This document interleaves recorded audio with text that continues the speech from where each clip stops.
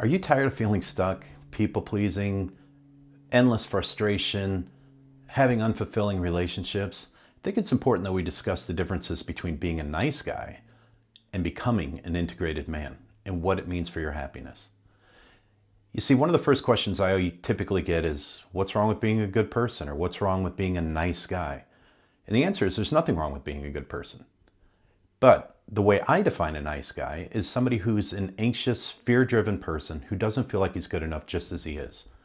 And from that, we typically enter into a few problems in how we relate to other people. The first is we seek validation from other people. You see, when you don't feel good enough just as you are, you routinely seek to hear that you're good enough from other people. We also enter the world with covert contracts, and that's doing something in order to get something back in return. We hide our needs, we pretend to be good people, we try to do everything right, and of course we hide all of our flaws. An integrated man is somebody who values his self-worth. He doesn't rely on other people for approval.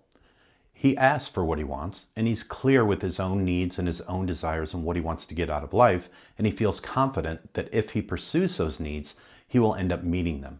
Not because he tried to hide his needs and wants and flaws, but because he's comfortable with who he is. He's able to set clear boundaries, knowing that boundaries are not for other people, but it's how they show up into the world and what they're willing or unwilling to put up with, but said in a kind, calm, yet assertive manner. And he embraces his imperfections. They become part of who he is, and he leads with those imperfections. He doesn't try to hide them at all.